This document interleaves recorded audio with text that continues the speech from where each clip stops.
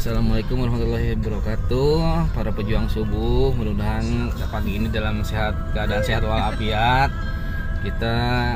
Saya pribadi ibadah buat keluarga dan sekalian kita membantu Bu Marisa untuk berbagi ilmu untuk umat. Ya, mau ke UI ya. Doain ya kita biar selamat di perjalanan. Ya. Yuk, assalamualaikum. Ini tugas pagi ini jemputin teman-temannya Bu Marisa. Ini jadi juragan rengginang dari Kuningan, Cirebon Merdeka belum ya? Ntar Bu ini masih berusaha. Gunawa dari Cirebon, nih halo. Ya, ini yang dari Cirebon. Terus ini Depok, ya Bu Dewi dan Mbak siapa jurangnya? Mbak Yul dan dari Ibarat. Kami Cibubur. Kami masih Depok. Iya. Nanti Ada 3. tugasnya dilanjutin lagi sore lagi. Terima kasih. Bang, namanya siapa dan abang sebagai siapanya Bu Marisa almarhumah? Nama saya Jejen nih dari Kuningan, Jawa Barat. Saya dulu kerja di Pak Ikang dari tahun 2002 sampai tahun 2010. Sebagai apa, Bang? Sebagai asisten pribadi. Asisten pribadi. Nah, ya intinya nggak kayak kerja sih di sini mah, jadi kayak keluarga. Karena kan ngantar si Kiki dari kecil, bela dari mulai sekolah, dari mulai SMP, gitu. Sampai sekarang udah nggak aktif lagi kerja sama? Kalau sekarang udah nggak aktif, cuman kan kekerabatan, kekeluargaan masih jalan, komunikasi masih jalan. Pokoknya udah nggak kayak antara karyawan sama bos, udah kayak keluarga. Nggak ada jarak lah ini. Nah ini saya pun nganterin ke Jakarta selalu paling jangan nginep sini aja. Kalau lewat dari sini mampir nginep sini kan, gitu juga nggak pernah larang. Bu Ica juga sama, ngebebasin pokoknya mau makan, mau tidur, mau bebas. Jadi nggak ada jarak lah. Alhamdulillah orangnya pada baik. Nah, Bang dapat kabar info almarhumah meninggal dari siapa, Bang? Dari asistennya Bu Ica. Kan Fajar kebetulan ponakan saya kerja di situ, anak saya tuh dapat kabar seperti itu dan saya kaget juga. Saya dapat kabar kemarin, kebetulan saya juga baru bisa nih terlaksana pagi ini. Semalam berangkat dari Kuningan jam 12 malam.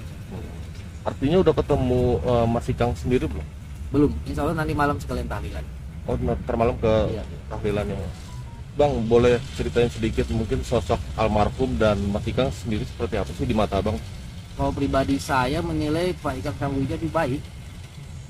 Masalah makanan nggak pernah ngebeda-bedain. Orang belakang makan apa, orang rumahnya makan apa, nggak ada jarak lah. Masalah rezeki, misalnya Pak Ikang dapat rezeki, Bu Ica dapat rezeki, selalu bagi-bagi.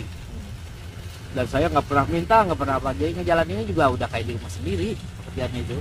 Jadi udah kayak keluarga lah. Tapi abang melihat kedekatan keluarga tersebut seperti apa? Mungkin keharmonisannya atau Mas Ikang dengan almarhumah sendiri?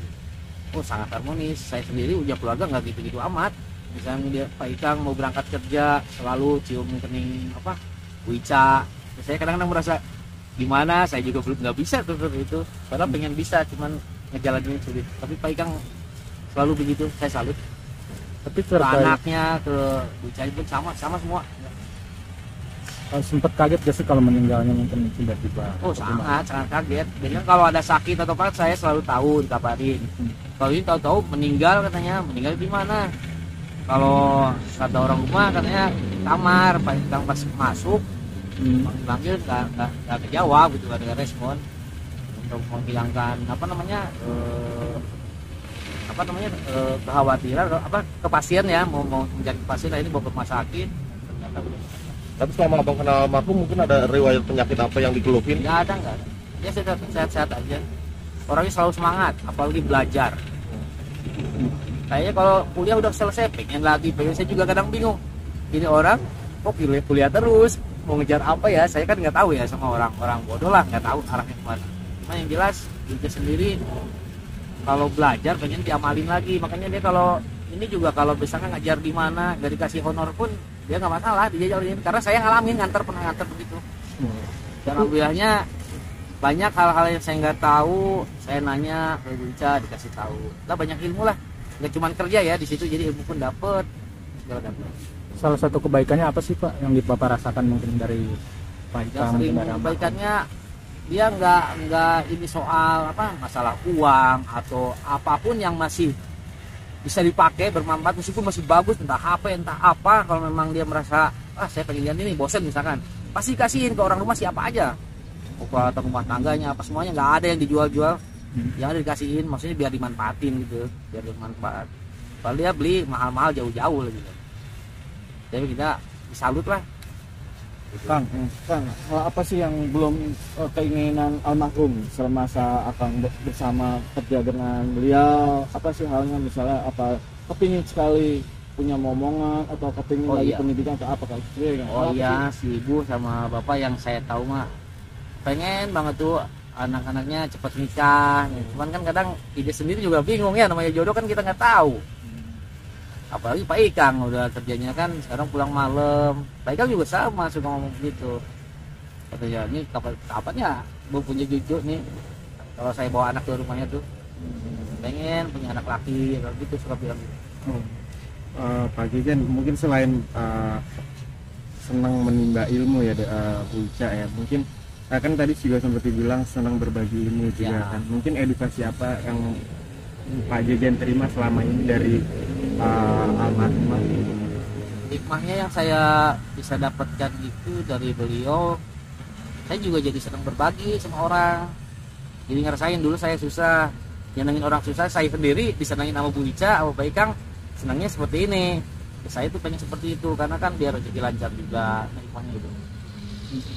Banyak hal yang tadinya misalkan kita di rumah yang kebiasaan ya, namanya saya kan orang kampung, kadang sabun pun satu rame kan. Setelah kerja di situ, kita yang jadinya tadinya biasa ada kotoran atau apa di rumah, jadinya resik di rumah sendiri ya, kita jadi kebawa gitu, kebawa kedisiplinan di situ, kebersihan gitu ya, sama disiplin juga. Kang, kalau di rumah gitu kepada para pekerjanya seperti apa almarhum ini? Apakah ada perbedaan sedikit tentang makan mau apa kayak gitu kan? Nggak pernah ngebeda-bedain soal makan. Akang pernah ngalamin makan bersama? Semuanya bareng-bareng. Terkecuali memang ada acara ya. Ada acara mungkin nanti nih kita dipisahin dulu nih, kan kita mau ngumpul nih rame-rame teman-temannya atau siapa, kita makan terpisah dari tempat itu. Tapi kadang-kadang keseringannya kalau kita ini ayo makan bareng-bareng gitu, diajak bareng langsung. Gak ada jarak pokoknya, kayak anaknya aja kayak gitu. Gak ada istilah antara karyawan sama bos, gak ada. Bang, kan kemarin pas almarhum memutuskan terakhirnya kan sampingnya ada sajadah, mukena sama Al-Quran ya. Akang melihatnya sosok almarhum ini memang rajin beribadah. Iya, sering beribadah, sering puasa yang saya tahu tuh. Cuma yang jelas kemarin itu sebelum dinyatakan sebelum ketahuan sama Pak Ikang ya, itu memang posisinya itu habis ngaji, kalau kata karyawannya habis ngaji, kan bilang dulu Pak Jar juga mau ya sholat dulu, ngaji dulu, kegiatan di kamar memang gitu. Terus setelah itu ya udah istirahat. Kita kan nggak tahu dia bakal nggak ada gitu. Emang almarhum mobilitasnya tinggi ya Bang ya? Ya? Mobilitasnya tinggi, iya. Kegiatannya padat gitu ya? Iya, di luar ada kegiatan, di dalam rumah pun bikin kegiatan, apalagi sekarang bikin konten, bikin vlog segala kan, dia banyak kegiatan gitu. Kapan terakhir ketemu Bang? Saya sekitar sebulan yang lalu kalau saya. Sebulan lalu ya? Oh Abang sempat ke kediamannya? Aku sering. Walaupun udah nggak kerja tapi tetap sering ke sana. Dikasih alhamdulillah ke semua yang pernah kerja di situ, dikasih kebebasan Bang. Yang penting masih kenal gitu. Apalagi kalau saya kan sering komunikasi, apalagi udah hidup di situ lama, 8 tahunan lah. Terus dilanjutin adik saya. Jadi apalagi ada adik saya kan nggak terlalu sungkan lah kalau mau ke situ. Waktu pertemuan terakhir kemarin ada firasat apa nggak Bang? Karena kan sebelumnya almarhum sempat bicara soal kematian kayak gitu, waktu kontrak ada. Kalau yang saya tahu dari saudara saya kerja di situ ya, dia arahnya ke situ. Misalkan saya pengennya tuh kalau meninggal kayak gitu kita anak kusir, ributnya gitu ada. Misalkan kalau saya lagi nggak ada, nanti gimana ada cerita gitu. Cuma jelasnya seperti apa saya juga belum dapat informasinya. Abang nggak ngerasa firasat itu waktu abang ketemu terakhir? Nggak ada. Taunya happy aja. Emang di keluarga itu mah happy aja kalau di rumah. Kalau yang tahu. Karena di keluarga itu diperlihatkan cinta ya, iya betul. melihatnya hubungan antara keluarga ini anak terus kita selalu Kan kalau cium kening, cium apa tuh ke istri mahal biasa ya. Ini sampai anak-anak semua sama.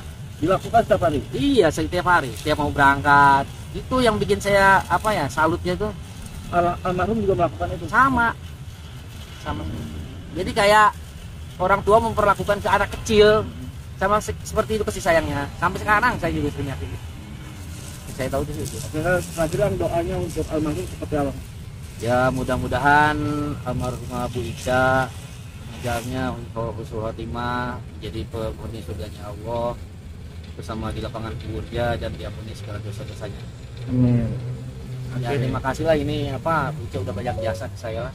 Ilmu segala-galanya. Dapat juga. Terima kasih guys. Oke.